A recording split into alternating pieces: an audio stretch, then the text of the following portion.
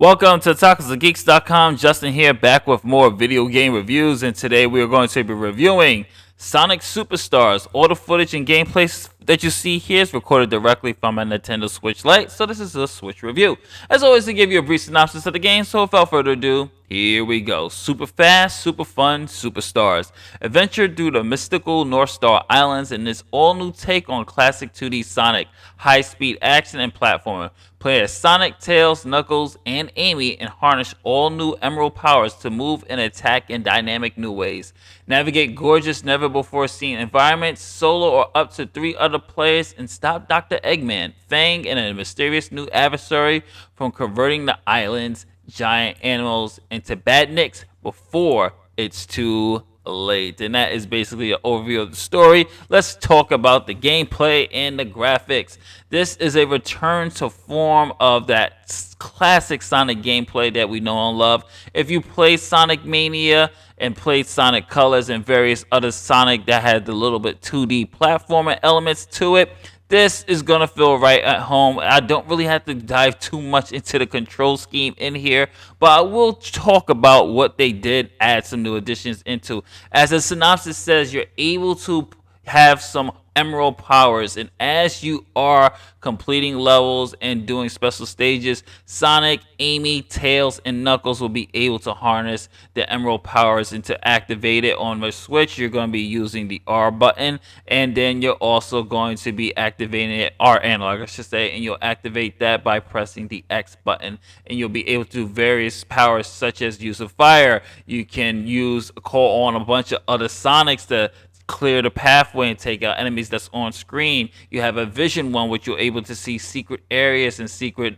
platforms. So it does a really good job of bringing in new life to it. I really did enjoy the game. The graphics here on the Switch Lite, it looks good. It looks really good. It held up well. I didn't have no frame rate issues or no stuttering during my playthrough. And I also say that the boss battles, as you can see here, are pretty clever and pretty enjoyable as well. Some might be on a bit of the easy side of it, but I do think that they did a good job of keeping a balance. There are some difficult boss battles in here, but nothing too much that's going to make me go, oh my gosh, I gotta take a break, or I'm going to slam my Switch down because the game is too hard. It's a pretty fairly decent, easy level Sonic game that I think most everyone could play. And as I stated before, you're able to play various characters. You can choose from 4. I didn't get a chance to play this with multiple players in here, but there's enough meat in this game to have a lot of replayability. And of course, everybody you can play as Tails, Amy, and Knuckles, and those characters play differently depending on who you choose. Tails, of course, has the ability of flight. So Tails can actually just transverse and fly up to the stages as you see me doing here, and it'd be actually more easy. You could get some places that might be hard for Sonic, Amy, and Knuckles to get to. But I thought it did a really good job of keeping that balance. The same core mechanics is there. Tails also has the ability to use the emerald powers. And me, I found myself using various characters depending on the stage. So if it was something like this stage here, I used Tails for the casino because Tails is able to fly up a little bit more higher, and it might be easier for me to get to higher places compared to what Sonic might be able to do, or what Knuckles is able to do, or what Amy's able to do. So I think they did that very well. You can play every level with the characters that you choose, but I also found that I really did enjoy playing myself as Amy. Amy has a little bit more of a higher jump, so it was much easier for me to transverse and go to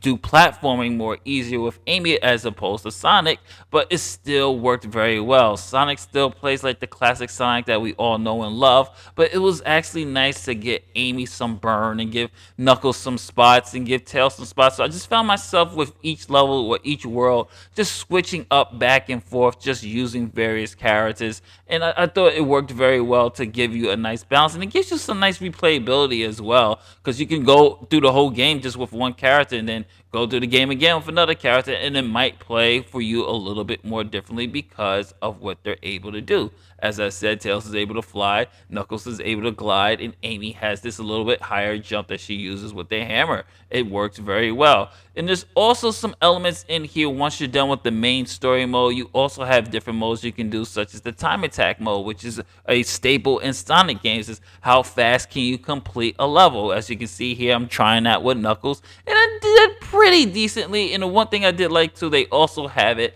as an online ranking mode, so you can see how other players and how fast they also completed the game as well and completed the mode. But there's some other elements to this game that I was actually really fond of, and I thought really was a good addition to it, and that is able to customize your own robot here.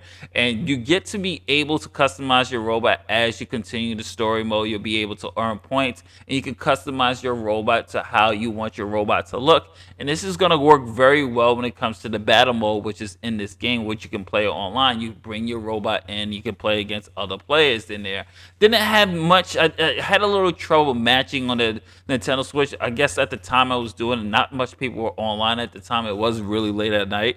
But the battle mode is really cool because it plays a lot like those battle royale games that you're seeing, like the Fall Guys and things like that. Not necessarily as good, but it does give you a nice break and gives a little bit more replay value here. For example, this one, you have to survive as long as possible with the rockets flying and just crushing around the platforms here, and you have to be number one. And then it keeps going to other various games, such as a race right here. As you can see, is me racing with other NPCs trying to get to that first spot. So they do a lot in here to make it more of a replay value type of game. So I did like the fact that it wasn't just the main game. We also did get a time attack mode. We get this battle mode here, and the more you customize, you can make your robot your own. You can make your robot cosmetically look how you want it by changing colors and the heads and the body and everything else.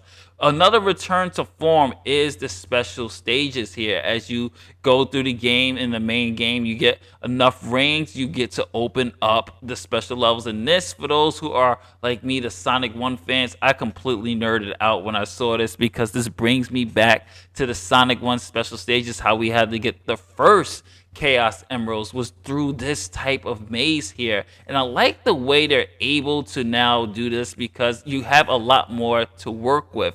And now, speaking of the Chaos Emeralds, this is a different way to get the Chaos Emeralds. Now you have to traverse from those little circles, from spear to spear, and having to jump properly. But that's pretty good with the special stages. Let's talk a little bit about sound.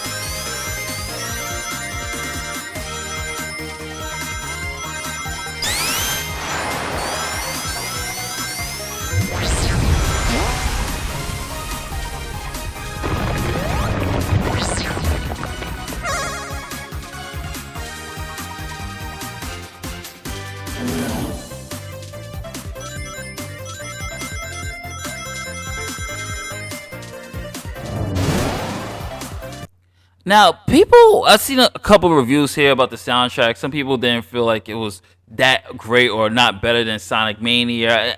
When it comes to soundtracks, especially with Sonic, I don't do the comparison.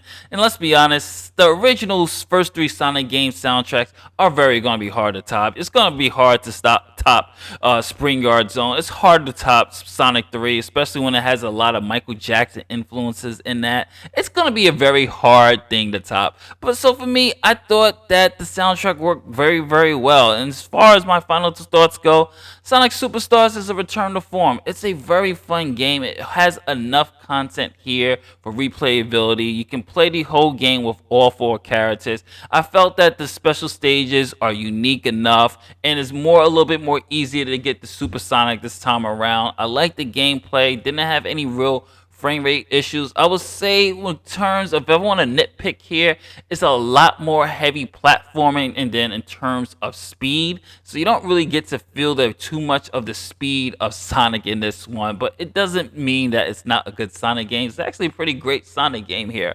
It's just that Sonic at points feels like his speed was a little bit clipped in this iteration of the game. But I did enjoy it. I had fun with it. I'm still replaying it. I'm building my robot to play online for the battle mode because I think battle mode is really offers a lot of replayability here, especially if you're playing it online.